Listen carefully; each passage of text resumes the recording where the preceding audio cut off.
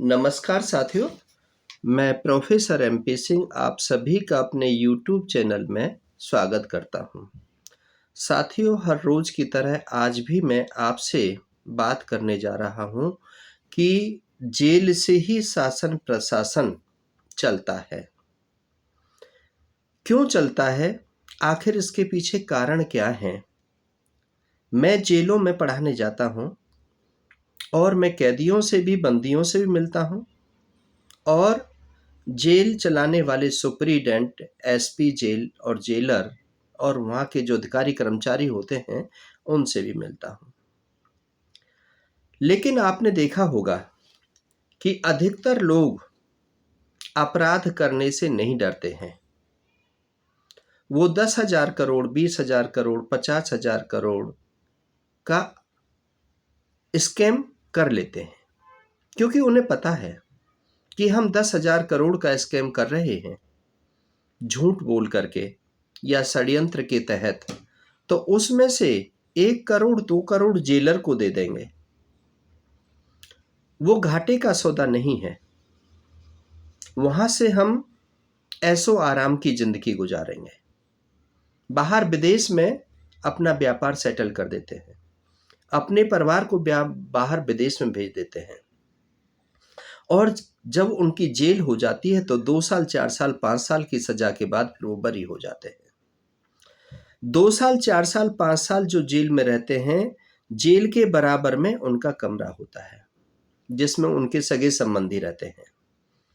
दिन में जेल में होते हैं और रात को जेल से बाहर अपने परिवार के साथ में रहते हैं। वहीं से वो सुपारी लेते हैं और वहीं से क्राइम को जन्म देते हैं। लोग डरते हैं उनसे। जो गली मोहल्ले में, किसी कॉलोनी में, किसी सेक्टर में, किसी गांव में जो व्यक्ति जेल में है, उसका यदि परिवार रहता है तो उससे पूरा गांव डरता है, पूरे गांव को धमकी दे करके चला जाता है। उनके घर वाले कहते हैं कि तुम्हारा हम ये करवा देंगे, तुम्हारे सारे बच्चों को मरवा देंगे, तुम्हारे बच्चों को उठवा लेंगे। और उनकी तरफ से कुछ चंद लोग, जो लोग होते हैं वहां पर, वो आते हैं, उनको मुखौटा बांधते हैं, बड़ी बड़ी स्टेन गन राइफल लेकर के आते हैं और सबको डरा धमका के चले जाते हैं, लूट करके ले जाते हैं। साथियों, ऐसा कब तक चलता रहेगा? अनेकों नेता भी आपने देखे होंगे जो अनेकों स्कैम में फंसे हुए हैं। कोई ह्यूमन ट्रैकिंग में फंसा हुआ है, कोई तस्करी में है, कोई नशा तस्करी में है, कोई ड्रग्स के व्यापार में है, कोई जल माफिया है, कोई खनन माफिया है, कोई भू माफिया है। किसी ने सरकार की सरकारी जमीन को बेच करके वो सारे पैसे को हड़प कर गया है। किसी ने कब्जे कर रखे हैं दुनिया की जमीनों पर, बहुमंजिला इमारतें बना रखी हैं। और ऐसे ही मतलब जो बहुत सारे ऐसे हैं जिनमें से हजारों करोड़ रुपए कमा लेते हैं। जमुना जी की जो क्षेत्र है, वहां पर किसी दूसरे की जमीन है, उसको बेच करके चले जाते हैं। गरीब लोग होते हैं, किसी को 50 गज का, किसी को 100 गज का, किसी को 200 गज का है। वो जैसे तैसे पैसा इकट्ठा करके देता है, उनकी डुप्लीकेट रजिस्ट्री करके चले जाते हैं और उन बेचारों को न घर मिलता है न मकान मिलता है।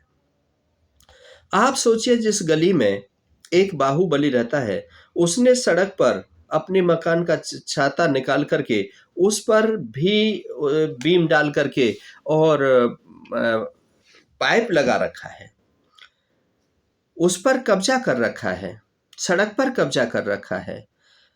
जब कोई भी वहां पर कुछ कहने की कोशिश करता है तो पुलिस के लोग उसके घर में आकर के शराब पी रहे होते हैं, हुड़दंग कर रहे होते हैं, अश्लीलता भद्रता कर रहे होते हैं।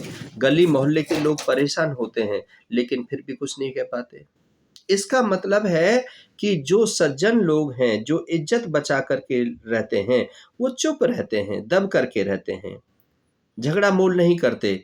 क्योंकि ऐसे जो सज्जन लोग हैं, उनको तो गली मोहल्ले का छोटा सा भी दादा जो ज्यादा बोलता है, जिसके साथ 4 बाहुबली रहते हैं, वो लोग भी पीट पाट करके चले जाते हैं, पुलिस से मिल लेते हैं, पुलिस के साथ साठगांठ होती है, वहां भी उनकी बेइज्जती हो जाती है।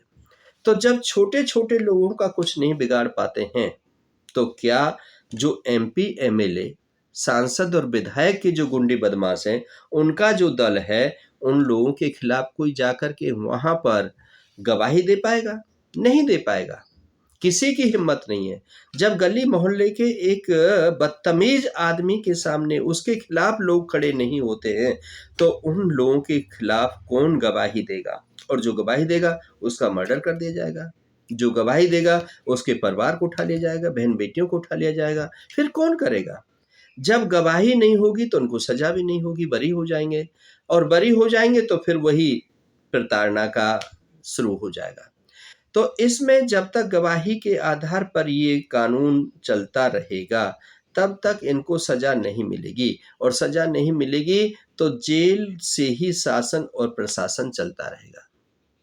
आप देखिए, जेल में बड़े अच्छे ठाठ होते हैं, टीवी भी लग रहा होता है उनके पास में, उनको दारू भी शराब भी मिल रही होती है, सौंदर्य भी मिल रही होती है, उनके क्लीनर जो होते हैं, टॉयलेट क्लीनर, वो भी बाहर से आते हैं, जबकि वो सब और जो जेल में बंदी होते हैं वो अपना-अपना करते हैं।